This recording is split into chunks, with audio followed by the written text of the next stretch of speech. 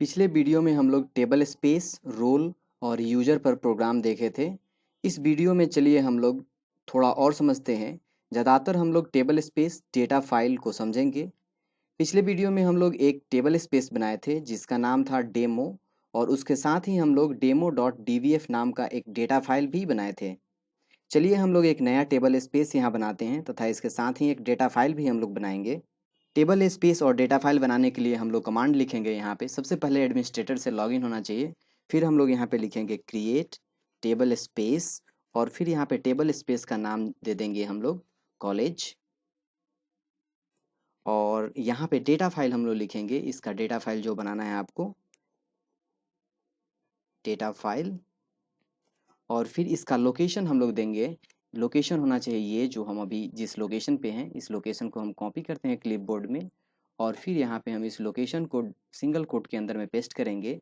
और data file का नाम यहाँ पे हम डिफाइन करेंगे, जैसे कॉलेज db.dbf नाम से हम लोग डेटा फाइल बनाएंगे। और इसका इनिशियल साइज हम लोग 50 MB सेट कर दे रहे हैं। और जो ही हम यहाँ इंटर करेंगे, और आप यहाँ पे देखिएगा एक यहाँ पे आपको कॉलेज db.dbf नाम का एक 50 MB का यहाँ पे एक डेटाबेस फाइल आपका यहाँ पे बना। और यहाँ मैसेज आप देख सकते हैं टेबल स्पेस क्रिएटेड। यहाँ तक हम लोग पिछले वीडियो में पढ़ चुके हैं। अब चलिए कुछ आगे समझते हैं। अभी आप अपने स्क्रीन पे एक पिक्चर देख सकते हैं। आप यहाँ पे देख सकते हैं सबसे आउटर मोस्ट रीजन, ये मेरा टेबल स्पेस है जिसके अंदर एक या एक से ज़्यादा डेटा फाइल हो सकता है। यानी किसी भी टेबल स्पेस के अंदर एक या एक से ज़्यादा डेटा फाइल हो सकता है। जैसे आप देख सकते हैं यहाँ पे एक पहला मेरा डेटा फाइल है और ये दूसरा डेटा फाइल है मेरा। और इस पहले डेटा फाइल के अंदर में टेबल है, इंडेक्स है, और दूसरे डेटा फाइल के अंदर भी टेबल है और इंडेक्स है। ऐसा भी टेबल हो सकता है जो एक से ज़्यादा डेटा फाइल में स्पान करे, वैसा भी सिचुएशन आप देख सकते हैं। यदि आप पिछला वीडियो देखे होंगे तो आपको याद होगा, जब हम लोग यूजर बनाते हैं तब हम लोग उस यूजर का डिफ़ॉल्ट तथा टेम्प्रोरी टेबल स्पेस असाइन करते हैं जिस पे यूजर टेबल या ऑब्जेक्ट बना पाता है। तो इस वीडियो के अंदर में हम लोग टेबल स्पेस और डेटा फाइल को समझने वाले थे। टेबल स्पेस और डेटा फाइल कैसे बनता है ये अभी हम लोग एग्जीक्यूट करके देखे, और इस पिक्चर पे भी हम लोग समझे।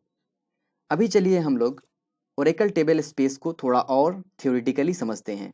कोई भी ओरेकल डेटाबेस एक या एक से ज़्यादा लॉजिकल स्टोरेज में डिवाइडेड होता है, जिसे हम लोग टेबल स्पेस कहते हैं। डेटाबेस एडमिनिस्ट्रेटर टेबल स्पेस का यूज़ करके डिस्क स्पेस एलोकेट कर सकता है। स्पेस कोटा किसी डेटाबेस यूजर के लिए डिफाइन कर सकता है। टेबल स्पेस को ऑनलाइन ऑफलाइन ले जा सकता है। डेटाबेस का बैकअप रिकवरी कर सकता है। और इसके साथ ही बहुत सारा ऑपरेशन है जो डेटाबेस एडमिनिस्ट्रेटर टेबल स्पेस के ऊपर कर सकता है।